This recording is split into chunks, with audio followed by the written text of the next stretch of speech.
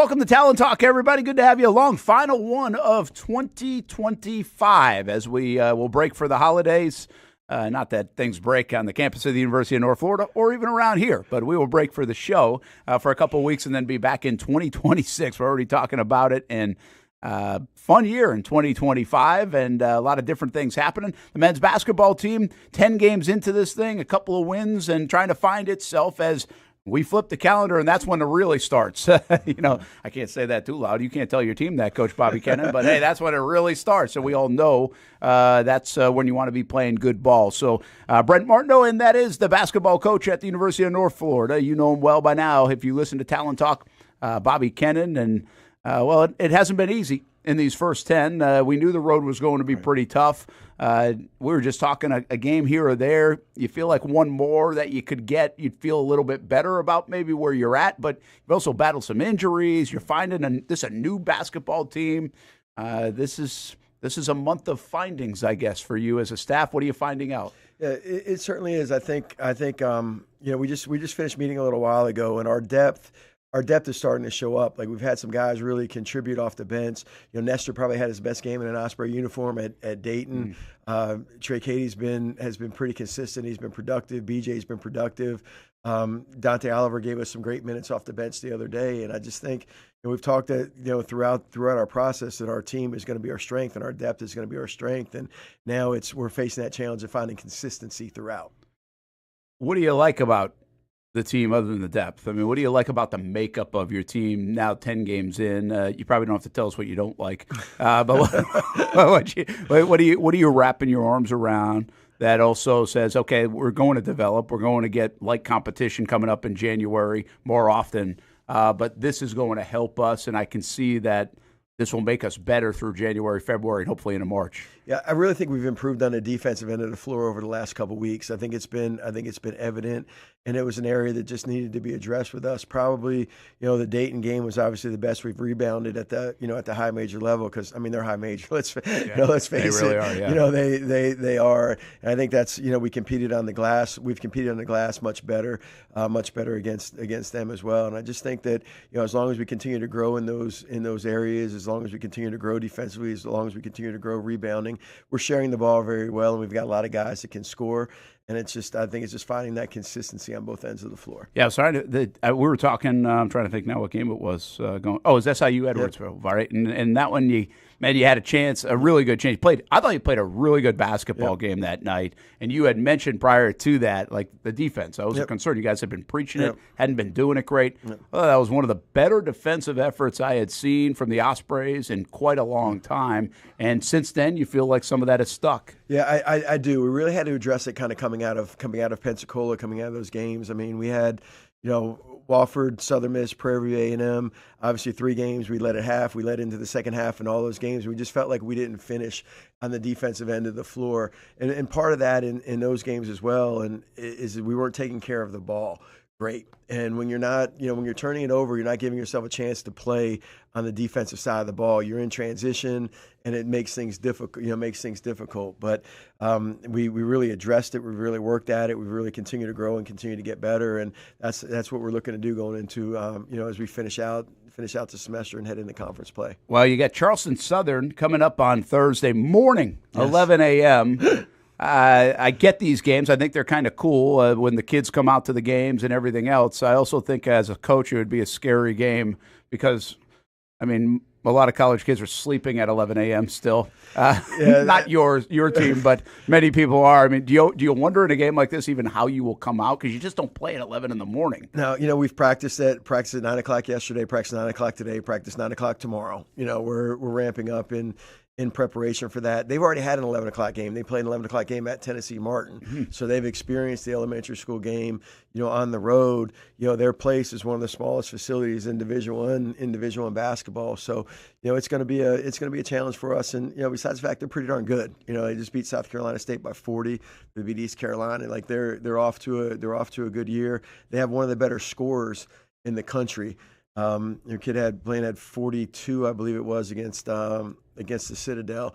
So they're a good team, and they present challenges whether you're playing them at 11, 1, 3, 5, or 7. But we'll be ready. We're doing everything we can to prepare us for the situation, for the opportunity at hand on Thursday. And then you go down to Miami, and they're pretty good too. Obviously, I mean Miami's Miami, but it's a pretty good addition of the Miami Hurricanes. So a tough couple of games before coming back home against Columbia, an Ivy League foe, and you get your hands full, man. There's just no breather, and that's okay. But I mean, there's just no breather. No, it is. I think Miami's 31 in the net right now. Yeah. Columbia's 21 in the latest mid-major poll. So, one thing that you always look at is you want your non-conference schedule to prepare you for conference play. And even as we look into conference play, I think the 2 highest rated teams in the league are Austin Peay and Lipscomb, and we get them on the road to start. So it's just as we continue to ramp up, as we continue to move forward towards our ultimate goal, which are those 3 days in March, we're just going to take every opportunity as it comes and continue to prepare ourselves for what's at hand. Does it concern you at all because of the schedule? And we've asked this a long time around the University of North Florida basketball, but I think it's especially true now because of the remake of the rosters almost on an annual basis. That you want to see some W's in the column. You want to end up on the right side of the scoreboard. Are you at all concerned at some of the confidence or finishing out a game even with your basketball team because you really haven't seen it a lot yet? Certainly. I mean, I've always called it the psychology of the schedule. And sometimes as you go through these games and you go through these stretches, you guys have to remind your players that they are good. And that's where you're talking about the 4-game stretch of our mid-majors where we're in, every single game, it's right there. It's even the Edwardsville game. I mean, it's a 2-point game with a minute to go. Oh, yeah. And you went on a great run in that game to give yourself the lead at 5 minutes ago. Yeah, they did. And it's just like you say, you want one of those to turn your way and just to kind of get that confidence and reaffirm what you're teaching and what you're about. And hopefully that happens for us on Thursday at Charleston Southern. What do you know about the league? What do you think you know about the league going into the year? You just mentioned Austin Peay and Lipscomb, and I guess that's some of those teams. But in terms of Queen's supposed to be really good, right? Yep. What about the depth of the league and what you're about to face in January? Just kind of a little bit right now. I think you're watching. You're kind of watching box scores a little bit. Yeah. You're looking at scores. Doesn't always tell the story. It doesn't. Like I've had opportunities here and there. Like you get home at night and. Like we had a travel day Sunday. I come in and pop on the JU's at Texas A&M and have a chance to watch them. But I think a lot of teams are experiencing similar things that we're experiencing right now. Obviously, they did at Texas A&M the other day. Queens did at Wake Forest. I mean, it's just I think everyone right now is kind of trying to figure out who they are and what they're about. And there's so many new players and on each team. I just think the teams at the at the top right now are the teams that have had the most success, have had the most continuity. And I just keep kind of reminding myself, it's like we just met as a staff today and we're just talking about hopefully maintaining some continuity for us for a year from now and being in that position as we move forward. It's like everyone's like, well, you beat South Carolina last year, you beat Georgia Tech. Well, Jalen and Josiah started. Oscar started. Nate Litteris was a 5-year guy who started. Liam Murphy's a 5th-year guy. Like we had a lot more experience on that group. Now we're kind of getting that experience through the fire, so to speak, right now with this group. And hopefully we're going to see the benefits once, hopefully Thursday, and then as we move forward, as we continue to get better. You just mentioned those guys, and interestingly enough, I kind of forgot a little bit about the Indiana guys, right? That went up there. And I saw Josiah has been playing a little bit, like 8-9 minutes a game for what looks to be a pretty good Indiana team. How is everybody doing that you guys helped develop and then went to cash a pretty good check? Yeah. Josh hasn't played yet. Yeah, I didn't think I saw him. Is he hurt? Yeah, he's been injured. He's been hurt. Josiah's kind of almost gone out of the rotation a little bit for them. I think he's played 2 minutes in the last 3 games. Liam's playing spot minutes at Purdue, which he kind of expected going in there. And Jalen's kind of like playing 24, 25 minutes a game. I've actually had a chance to watch him on film.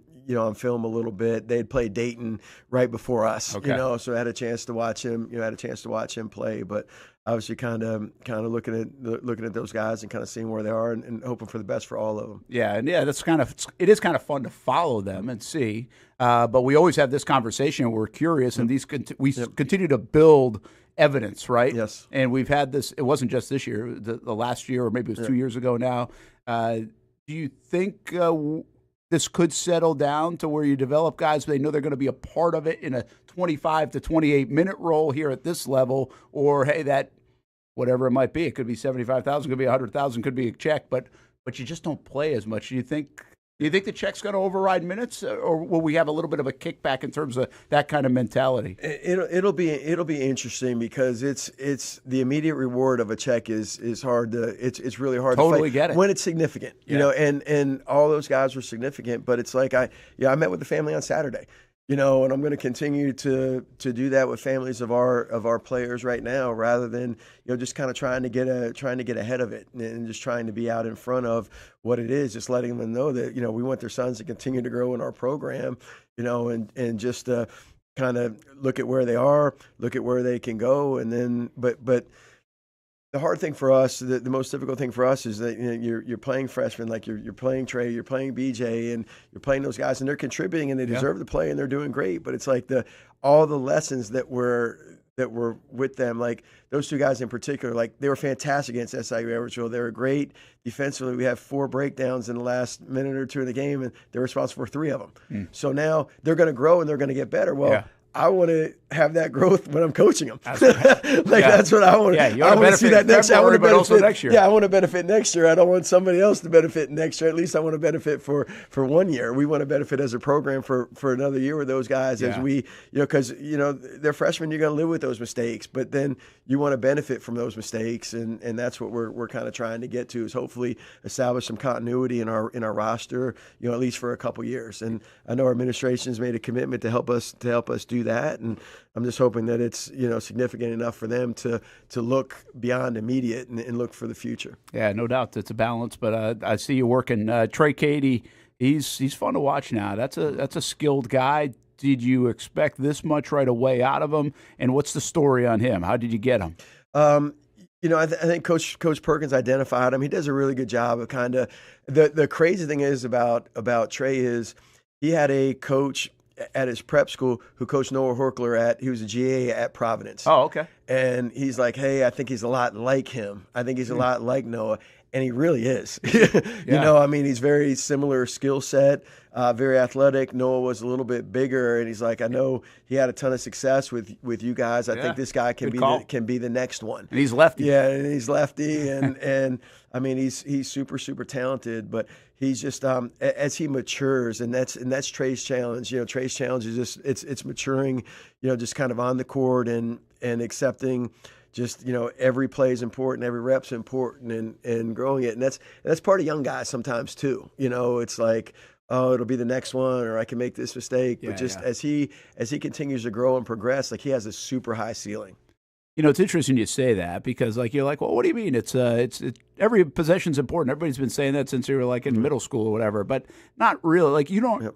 You're not supposed to. Yep. Now, in today's day and age, you have to. Yep. But you're not supposed to as a freshman. Yep. Have to have all that weight on you necessarily. Yep. That's not the way college was always built for years and years and years. But now, in these spots where you have to play a lot of freshmen, there's a lot more onus on those guys to be more mature, be able to handle that, learn right away, like you said, because you said it, SIU Edwardsville, and those guys played a great game. Yeah. I didn't even realize it was them on the breakdowns. I'm just saying, they played a fantastic. They kept you in the game. They got us in the game. They're terrific. Yeah. They're terrific, and it's like you live with that, and it's like, man, they're great, and then it's like, all right. At the end, here we go. That's a challenge of coaching, though. Yeah. It's a challenge of coaching, and my message to those guys every day, as is to everyone on the roster, like, we can't wait, guys.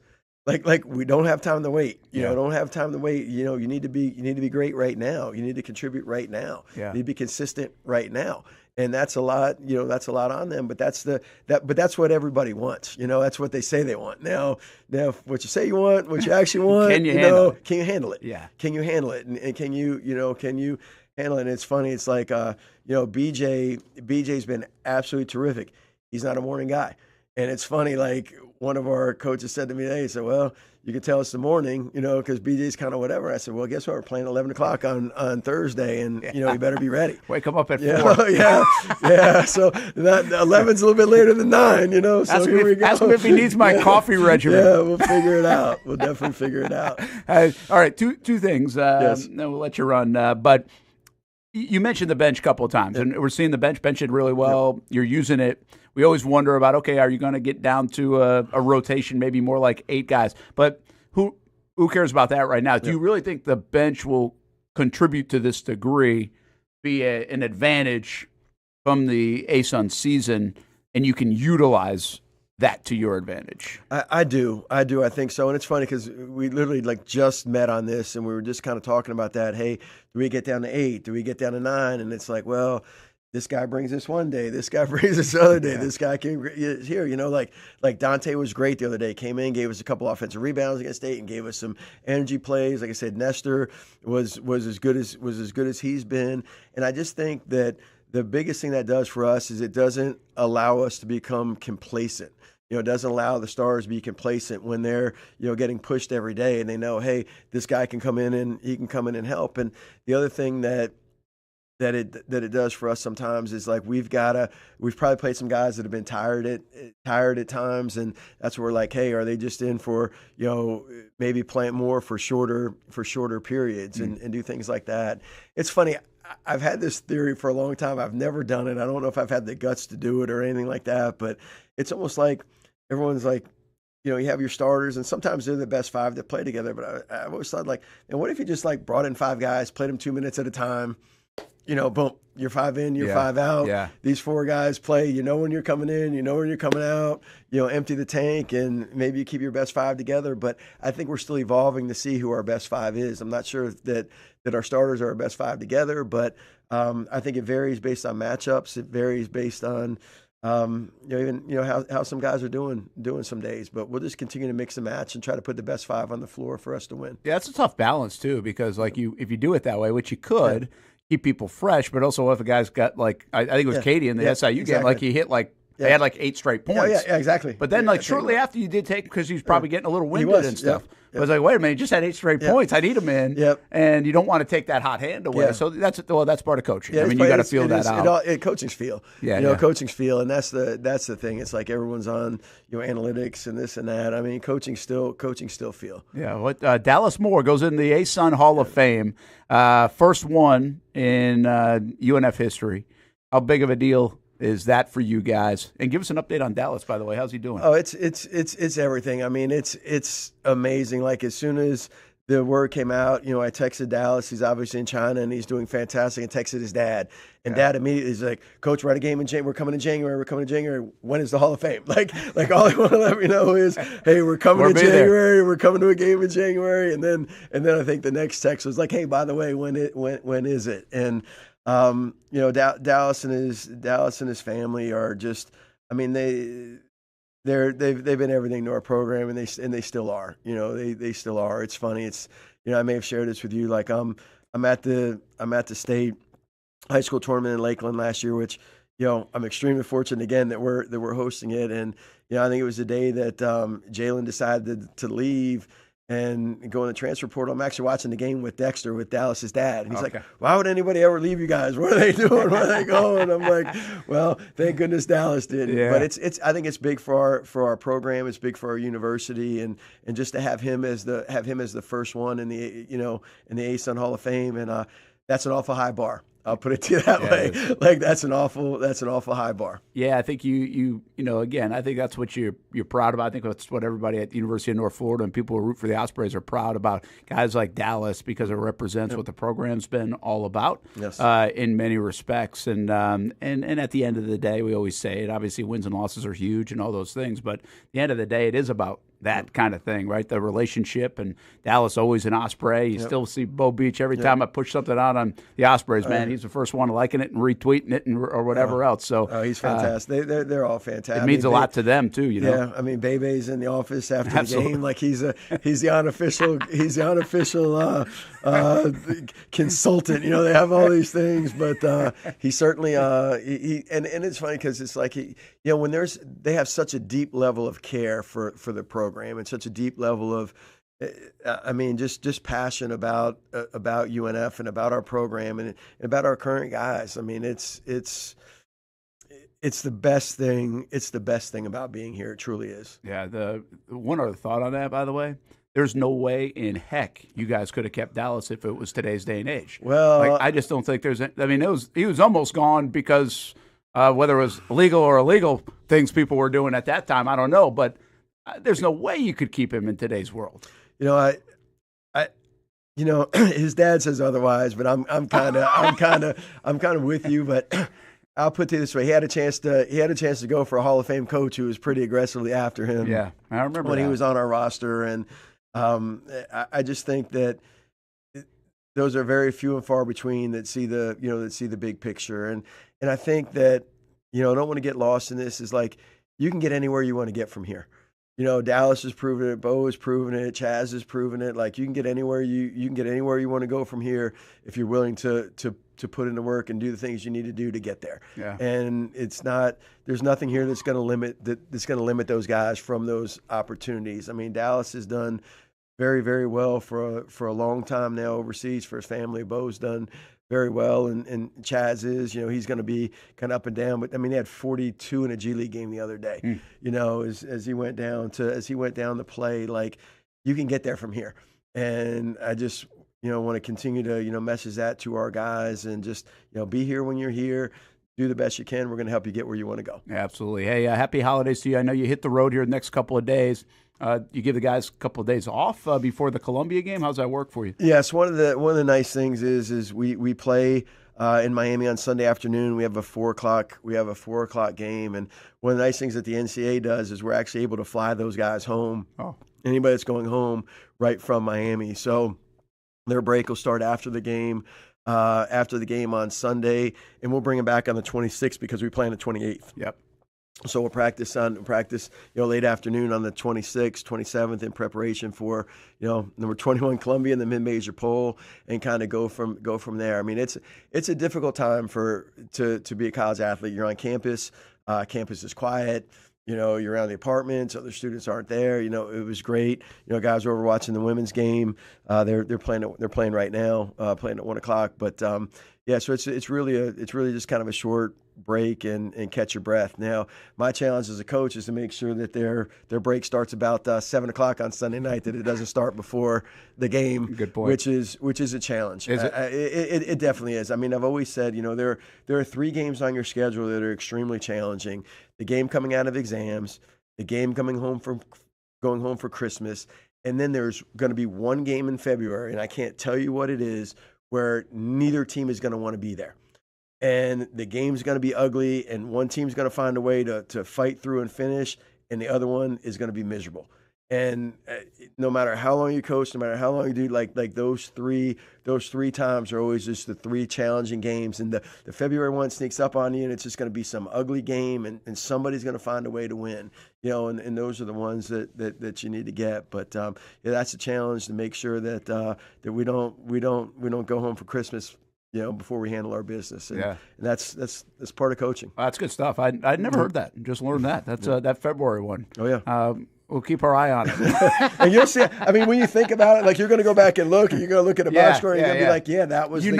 Well, you know when that's the one. I know exactly what one it was. And it's how it makes some sense. It's how it happens. It is. It's a very, very long season. And again, it comes back to the psychology of the schedule and just being proactive and being aware. And you can message it. And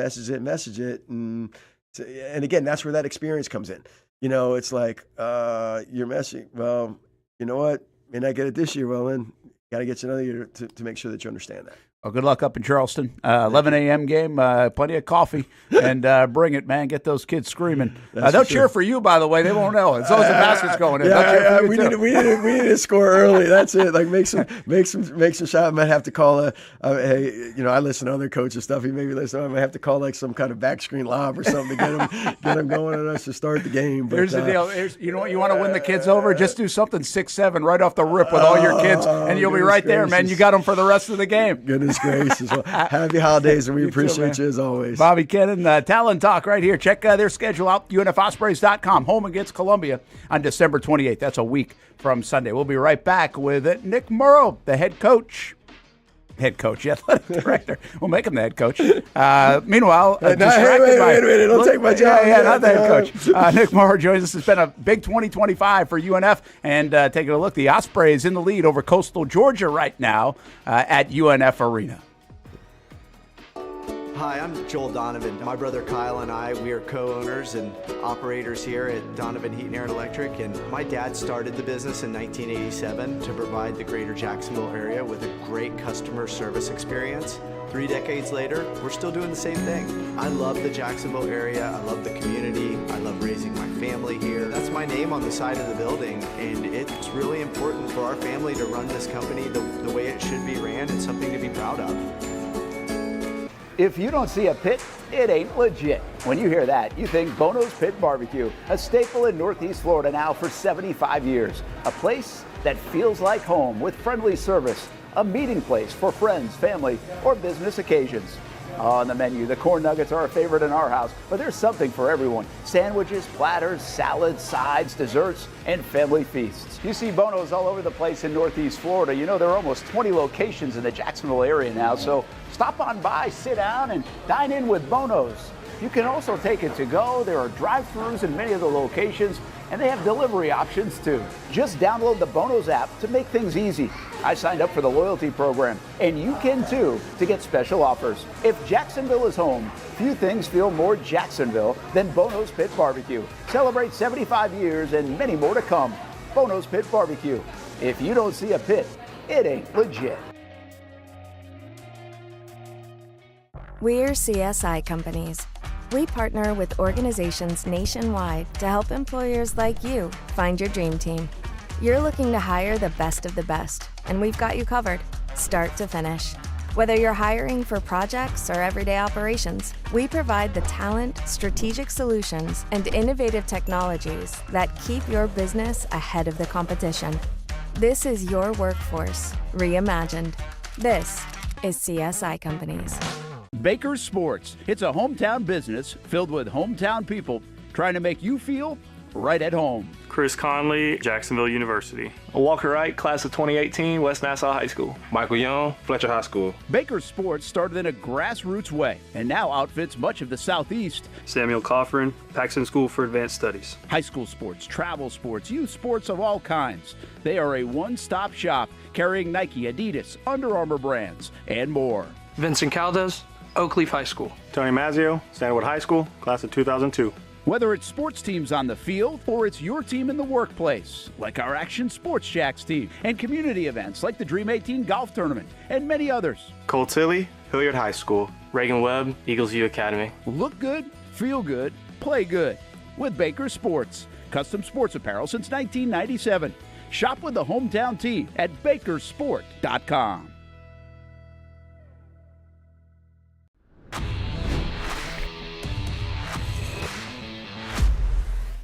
Hey, welcome back to Talon Talk here on the Action Sports Jacks 24/7 network, and get ready to have Athletic Director Nick Morrow on the show, and he's a staple here on Talon Talk. And look at the graduating Ospreys. Just got to experience that in the last week or so, right? Yeah, it's pretty cool. It's three times a year we graduation, your spring, summer, fall, and we always do a grad reception the night before commencement. That way, which is pretty cool. It's neat because then we get all the student athletes together with their families. We get to love on them, support them, celebrate them, and then on commencement day, they can kind of go do their own thing with the families. We can stay out of the arena because it's just bonkers in there anyways, and then we can go work remotely or somewhere else. So fall graduation at 18 is the number I got here. Is that a big number, small? It seems like a small number, but I don't know in today's world because getting seniors and graduates to isn't a common thing. That's probably pretty average for fall. Is it? Graduation? Okay. Spring's the big one. Spring's going to be the big one. Yeah. I mean, it'll be 3 times that in the spring on some springs. But yeah, spring's our big one. Summer has probably similar, a little less than what the fall does, but it was a good number. A lot of soccer players mixed too, which makes sense with fall sports and the way that, again, things have kind of evolved in college athletics, try and line it up to where they got that one more semester if you're a fall sport and graduate in December. Yeah, they can do that math. That lines up really well. But when we saw that picture, actually, and Jason put that up, I could see, like, your smile. Like, it's pretty much like proud papa kind of moment for not just you, but probably a lot of administrators and people that see that, right? I mean, you get to know these kids or young people, whatever, men and women now, and it must feel pretty good to kind of watch them grow through the University of North Florida system, on the court, off the field, all those things. 100%. And that's what I love about being at UNF for so long. Like, I've seen all these student athletes from 18-year-old baby-faced freshmen and how they developed and fought through adversity, and now they're getting their degree, and hopefully they've won a championship. And that's kind of my message, too, is that not everyone gets to compete for a championship. That's just a reality. But everyone has an opportunity to go get a degree.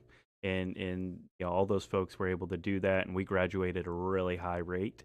Our student athletes that come through our system, especially 4 years, nearly everyone graduates and comes through. And it's a big day for our academic support staff. Like, this is literally their job, is to make sure that they get to this point. Yeah, get to the finish line. Yeah, and so we've got, you know, Tara Sundquist leads the academic unit, does a fantastic job. Jessica Spangler, Lauren Oakes, and Jessica McDowell, and then Nancy Miller's involved in overseeing that unit too. And like, that's their job, is to make sure that they get to this point. So it's a huge celebration for them. Our student athletes absolutely adore that staff, and they do a tremendous job, and anxious to see what our GPA numbers are going to look like. Those will come out in the next couple of days, and what percentage of our student athletes got a 3.0. And so those numbers all should be really strong again, because they do such a tremendous job. Nick Morrow, Vice President of Intercollegiate Athletics for the University of North Florida. And that business card must have got a lot longer, especially if you spell, I mean, all that. Vice President of Intercollegiate Athletics and the University of North Florida. I mean, I guess if you put cards? UNF, I don't, but I just, maybe you did. You might have to. You're more important. I hope you're all right with me just continuing to put AD in front. Yes, I'm perfectly good with that. As a matter of fact, I haven't even changed my email signature. Like, it's just, I'm just rolling with that. We only have so many characters. If it's like for you, it probably a little bit like I call the fall, especially around here, like one long day. Not really like months or whatever. It's just one day that just doesn't end. And I got to believe, I was thinking of you in 2025. I mean, what a year for the University of North Florida in so many respects. Right. To go back to January and take it all the way through now probably feels like 10 years. Yeah. But it's been a heck of a year over there on campus. It has. Yeah. I mean, not really doing stats side by side by calendar year, but it's got to be one of our more successful years, I would think. I would think so. And got a lot done in a lot of different ways. Again, academics were tremendous, graduated a lot of student athletes, high GPA numbers, won a lot of championships, raised a lot of money, built a lot of things. Like, in every single area, we're having an impact right now. And that's what's fun. Like, we're not trying to just be great in one little area. And we truly believe as a whole staff too, is that, you know, in order to be great, you got to be really good at every single thing you do too. Mm-hmm. Like, you can't just be academics or just be student or athletic. Like, that stuff doesn't all mix together. When you're really good at everything that you do, you're going to be great, and you're going to have successful programs. And really focusing on that process to be able to get there. And we're starting to see, I mean, because we've been working at it for a few years to get to where the past 2 years have been really successful, and this year is really lining up to be a big year as well. And it goes back again to that process. What are our beliefs? Are we staying true to our beliefs? Are we doing the things we're supposed to? And then we know if you are, good things are going to happen. Well, what's pretty cool is you're doing it in a time where it's really hard to navigate too. But you guys have a good plan. It looks like you've got good communication, and you're executing the plan through what's been a tumultuous few years in college athletics. Two things to end the year that are really cool. And I just asked Bobby Kennen about it, but it's pretty neat. Dallas Moore going into the ASUN Hall of Fame. I mean, he's such a great representative of the University of North Florida in so many ways. And how big is that just from a school standpoint, not just a basketball program standpoint, but from an athletic and a school standpoint? Yeah, it's him being the first one. It's pretty fitting. Dallas Moore is our first UNF student athlete to get into the ASUN Hall of Fame, and so we're super happy for him. Was texting back and forth, and he's just still a diehard Osprey. Always following, always know what's going on. So thankful for his time, and his first response back is like, "Well, it wouldn't have been possible without you and UNF." And so that's really cool that somebody that was that good and stayed through. And you're talking to Bobby about being able to keep them. It would have been hard to keep that crew together. No doubt. Really hard to keep that crew you could try together. like heck, but that would have been really hard. That would have been really hard, all of them anyways. Maybe we could have kept a couple of them, I don't know. But to get to that point, and then they're some of our biggest fans, biggest supporters. Still communicate with them at a high level, and what they're doing for our program, and they're very proud of where they came from, and they're not afraid to say that, which is great. We need those. We need those ambassadors out there. We need all of our student athletes, fans, supporters out there talking about UNF, because that's still the biggest thing, is everyone's best kept secret. Well, that's a good point. Yeah. We want to be the best. We don't want to be secret. Yeah. We want to be a gem. We don't want to be a hidden gem. It actually sounds cute, like being the secret, but you really don't want to. I'm sick of it. Yeah, like that's not what we're looking for. And our job as an athletic department is to make sure that doesn't happen. Yeah. Because if we're having success, we're spreading that brand, and we're becoming a national brand. We're not becoming this little cute little regional school that's pretty cool. Like, we want to be that national brand. And it's interesting, because if you're in athletics, you know who UNF is, because we are, continuing to win championships, and people are taking notice of us. And I know that because we're going through 2 coaching searches at the same time, which is an AD's dream, is to go through 2 head coaching searches at the same time. But everyone talks so high. It's very, very sought after school to come work at. And so many people reaching out, and you feel that.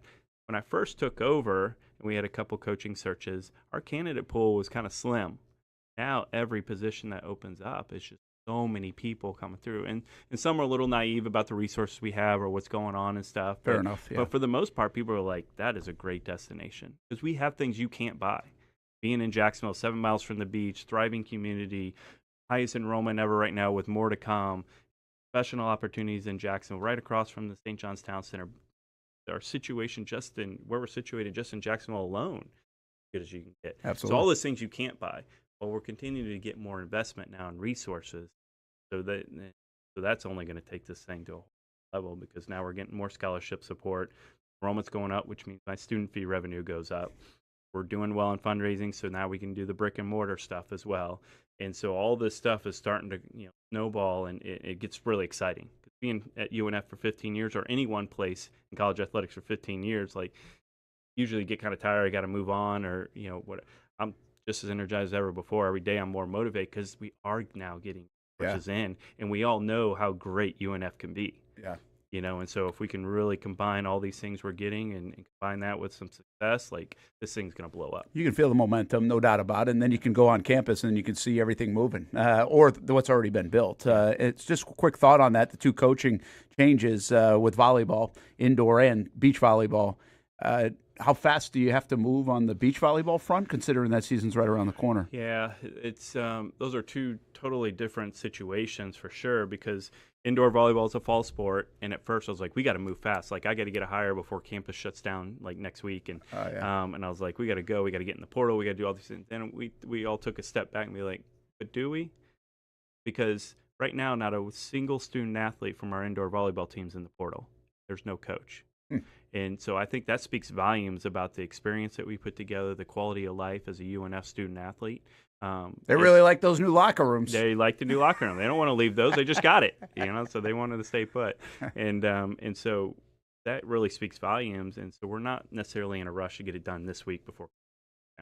But we'll get it taken care of in the first half of January. We've had tons of phone calls. I can't tell you how much time I spent on the phone between the 2 searches, and we're kicking off a bunch of Zoom interviews now, and then we'll bring people on campus in January. The beach, on the other hand, was tricky, because it is hiring for spring sport in the middle of the year, which is definitely not ideal, because we get our full complement of candidates. And beach volleyball is a very small community still. Not a ton of schools sponsored. Yeah, good point. And so that means there's even less number of coaches that are out there and available.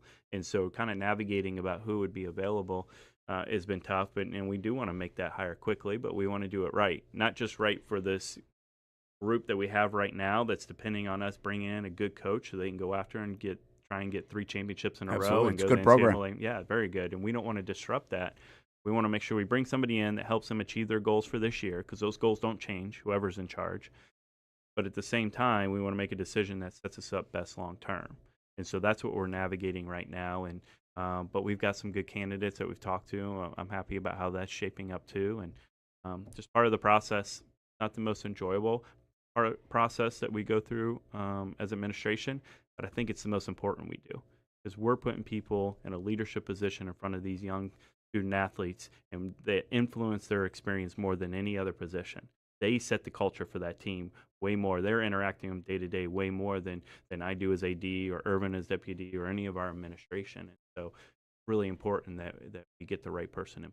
Yeah, no doubt. Good luck with that search. We'll keep an eye on that, keep people updated. All right, I've really buried the lead because over the last few weeks you've been busy with the Jacksonville City Council, and just so I don't mess it up, here's the details of it. It's been officially approved. The bill provides North Florida $6 million for capital repairs and upgrades to Hodges Stadium and construction of the grass practice fields. The council's support will combine with $6 million of private funds to create a $12 million project. So just a huge win for you guys. I know you've been working on this, but can you kind of give people, I mean, people throw around millions of dollars these days when it comes to construction costs.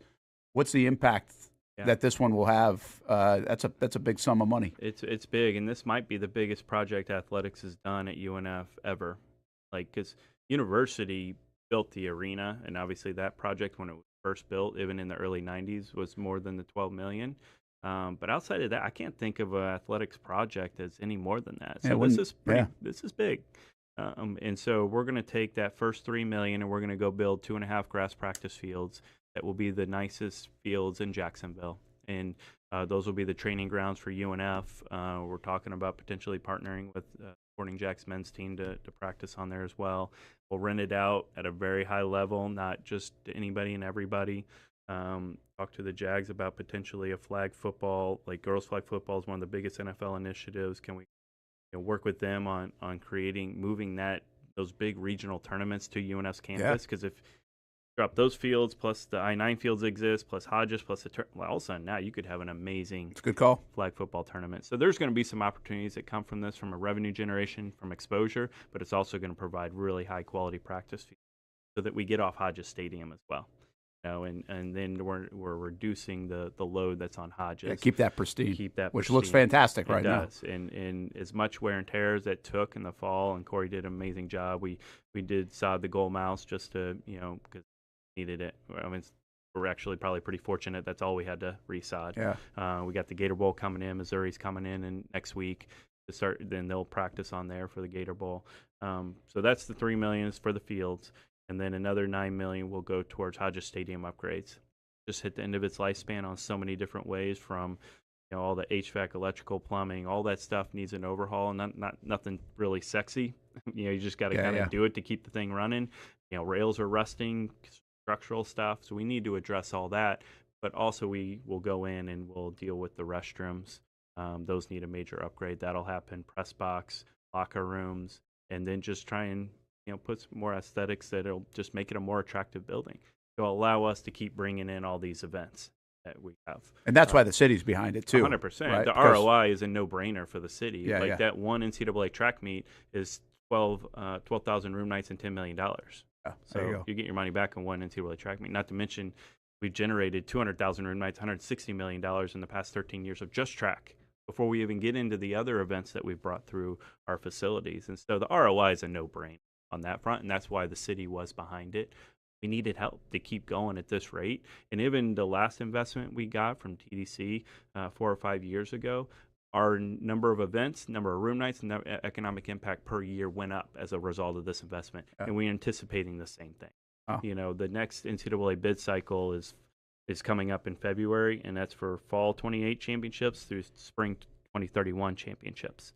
And if we were going to put in more bids to host things at Hodges Stadium or any of our facilities, we needed that investment. Otherwise, we weren't comfortable doing it because we don't think that facility will hold up by that point. Yeah, and you don't want to put a bad product out. No, and absolutely not. And so, that's another big sell of doing that we'll put in for more NCAA championship. I mean, we're hosting the first ever NCAA championships in Jacksonville with volleyball, Division II volleyball in fall of 27, and then spring of 28, the Division II track and field championships. I don't think there's ever been an NCAA finals championship hosted in Jacksonville. Pretty cool. Not that I'm aware of. And so, and then we'll still go after basketball as well. That's next part of this next big cycle.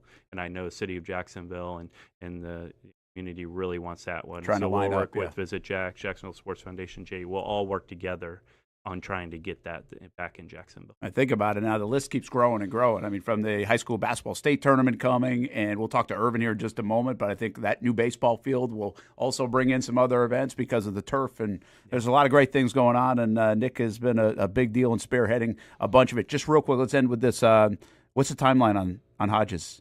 So we will start some work in January, and it'll probably be pretty steady for 18 months. Okay. You know, some things are going to take a full design and a lot more work to do. Some things are simple, like, okay, we got to deal with this electrical issue, this plumbing issue, this HVAC issue. So it'll be pretty consistent for an 18-month period. Yeah, so sometime mid-27.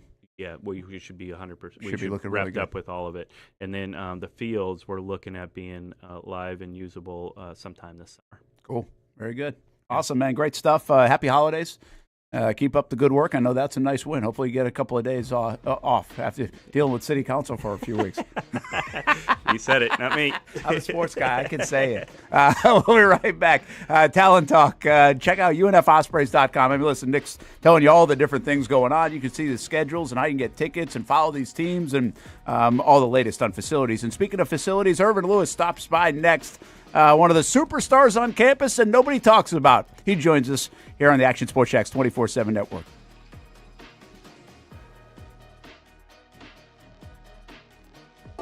Hi, I'm Joel Donovan. My brother Kyle and I, we are co-owners and operators here at Donovan Heat and Air Electric, and my dad started the business in 1987 to provide the greater Jacksonville area with a great customer service experience. 3 decades later, we're still doing the same thing. I love the Jacksonville area, I love the community, I love raising my family here. That's my name on the side of the building, and it's really important for our family to run this company the way it should be ran and something to be proud of.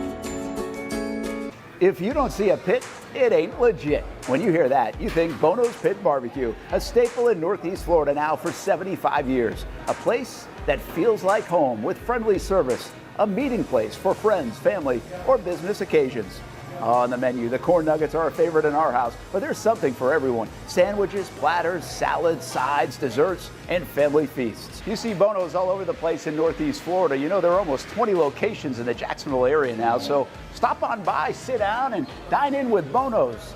You can also take it to go. There are drive-thrus in many of the locations, and they have delivery options too. Just download the Bono's app to make things easy. I signed up for the loyalty program, and you can too, to get special offers. If Jacksonville is home, few things feel more Jacksonville than Bono's Pit Barbecue. Celebrate 75 years and many more to come. Bono's Pit Barbecue. If you don't see a pit, it ain't legit. We're CSI companies.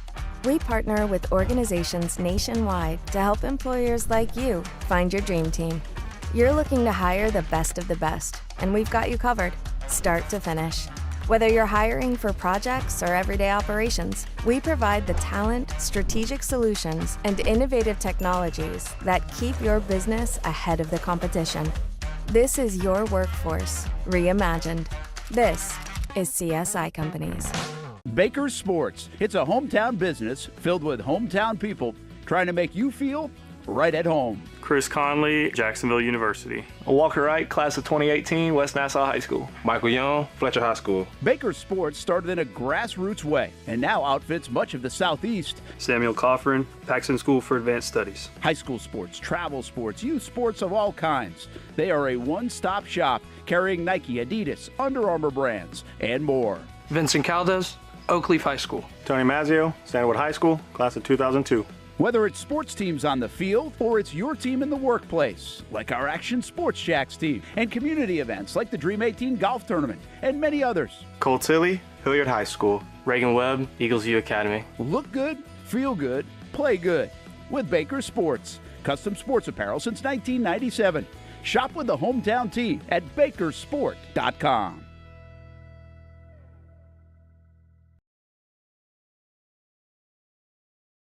Right. Hey, welcome back, everybody, to Talon Talk. Brent Martineau, and good to have Coach Bobby Kennen and Nick Morrow on the show, and learned a lot about the University of North Florida today. Some great things happening, including this for the baseball program. I drive by this once in a while or walk by it and love to see what's going on as the new facility for the baseball field, and that's going to be turf, by the way. So there's a little bit of an update going on there, and in time for the season. So around the corner, they'll be doing some work over the next month or so. And, well, one of the guys that's kind of in charge of overseeing just about everything at the University of North Florida when it comes to athletics and facilities in particular, Ervin Lewis, he joins us now. Great to see you, man. Thanks for having me, Brent. Deputy Athletic Director. Here's what I thought of when I said, what does that actually mean? Did you have to look it up when you got named Deputy Athletic Director? I rarely use it. The only thing that means is I got to make sure things are lined up so Nick can kiss the babies and raise money, and I make sure everything else is taken care of. Man, you've been over there a long time now. 16 years. Yeah, and it's funny. You're sitting there listening to Nick, and I've been around it too now and listening to Nick, and it's really amazing to see where everything is at. I mean, you look at the baseball field, right? All the Hodges Stadium stuff that's about to happen. The program, I mean, we're talking about the beach volleyball, but that facility is unbelievable. The softball facility, what you guys have done inside the arena, you've got to be pretty proud of it, yeah, right? It's been a long time coming. And, as Nick alluded to, that we don't want to be seen as, quote unquote, a diamond in the rough. After we hosted our first NCAA championship, the positive vibes that came back from everyone around the country who attended, it kind of shed some light on the things that we have something pretty special here. And so instead of looking at it as a diamond in the rough, like, we're a diamond. Yeah. And we just continue to shine. And I always tell our staff all the time, I've been to Oregon, I've been to Texas, I've been to a lot of places, and I will put our people up against anyone. And it goes back to the old cliche, it's not really about what you do per se, it's about how you do it. And over the last 16 years, we've been doing it fairly well. Yeah, and by the way, and listen, he doesn't want a bunch of accolades. He kind of lays in the weeds, but Ervin Lewis is the real big reason why, especially with that track and field. I mean, you have scouted it out in other places. You guys have built this here in Jacksonville to host some of the biggest events, have one of the best tracks, and there's a lot of homework that's gone into that, and you've kind of spearheaded a bunch of that. You guys have to be pretty proud of where you are in the track and field world and how people view you. Absolutely. The landscape was already there. And, you look at track and field and you look at the parents from youth all the way up until the elite level, one thing always comes into play, parking. We have plenty of parking right adjacent to the stadium. And then you look at the logistics of how you get into Jacksonville, and then the hotels, the eateries, and things of that nature. So it was already there. Yeah. And so it was all about putting it all together and putting a great product from the minute they come on campus to the minute they leave. And that Southern hospitality, I guess it really worked in our favor because the NCAA, they have been very gracious to us over the years, and they keep coming back. And you just massage the relationships and allow feedback. I think feedback is real big for me, and being able to debrief and say, okay, how can we make it better next year? And I'm not opposed to calling some very elite coaches around the country. Like I lean on Coach Holloway big time at Florida. Coach, how can we make this better? Yeah. Some things we can do, some things we can't. But just being transparent on how we can do things and make things better has been really beneficial to us. Well, you mentioned Southern hospitality. We know how to host things around here, right? From the Players' Championship to the Tax Slayer Gator Bowl to Florida, Georgia, to everything going on with the University of North Florida, for the NCAA tournament potentially, which is a real group effort. Like, we really know how to host things here in Jacksonville. The baseball stadium, what are you overseeing? Like, what's your role in that? Basically, just having a hard hat and a shovel and doing whatever I'm told. But do you make sure everything's on the timeline it is? I mean, are you that much involved, or is that more Corey and Coach and? It's a group effort. Okay. It's a group effort, and Nick being a director and having a background in facility really helps. Okay. But just keeping everybody on the same page, I think. When you have contractors and that's coming in and out that may not be familiar with UNF, and we're talking about a facility that baseball is pretty much over 40 years old. Yeah. And you don't know where all the bodies are buried. Did you unearth anything? Maybe a few things. But really just keeping everybody on the same timeline. And our physical facilities here on campus have really worked with us well. And they've seen the vision. And Nick has painted a great vision on where we're going. And those contractors now I think they're as excited as we are to get a new product out there. And our student athletes and Coach Merck, Like, they deserve it. And we have a great foundation. We've had a lot of success over the years. And now to see something like that evolved over at Harmon Stadium, it's going to be big time. You get this, and I think we all get this. And not every, I guess the society in general likes material things. But the bottom line is people like new facilities and upgrades. Yeah. It doesn't matter if it's something in your car, something at your house, or if you're a student athlete and a coach and somebody involved on a school and a campus. New is fun. You must feel that. You must get a lot of, when it's done, people must be like, hey, this is awesome. Those reactions you're almost must like a proud parent. Yeah, right? You're like a proud parent. But, the recruiting pitch that I always like to share when parents come on campus, and they're looking for new, but they're looking for excellent too. And the thing is, we have a way about doing things that's really just shows our excellence all the way around. I tell them, like, we're asking these parents to borrow their most prized possession. And in return, we need to give them something back that's very special. Now, if we can have something new in the process, oh man, that's like having the icing on the cake right there. And that's what we've done. That's what we did for basketball with the locker rooms. We put in a new field over at Hodges. We did it for beach volleyball. Now Harmon Stadium, probably that's over 40 years. Our baseball program, so many professionals done came out of there. Now there's something that they can come back and look at and say, wow. Yeah. And Absolutely. By the way, go back to the Harmon and the track and field stuff. We got Olympians, that train there at that track, and now we'll be able to be a little bit of a Pied Piper of sorts to attract even more people because, look at this facility once Hodges Stadium gets done in 18 months. You're a football guy. Played at Auburn, yes, and then got into coaching a little bit in different parts of your life. What I'm interested in is you actually coached up at Georgia too, by the way, Hamby. So there you go. It's a dog, which Auburn and the dogs. I mean, that's probably tricky sometimes for you. It is. It is. If Auburn plays Georgia, I have to root for Auburn. Yeah. But I always tell people, being at Georgia for 4 years from 03 to 07 was probably the 4 best years of our lives as a family. Wow. What Coach Mark Richt was doing there and how he treated myself and my family, I think that sealed the deal for us. Like you say, like once a dog, always a dog. I mean, we root for Georgia. Yeah. We root for Georgia, but we root for Georgia primarily because of the people. You know, good people up there. I'm not going to take nothing away now. My wife, she loves Georgia football. She loves Georgia football more than anything.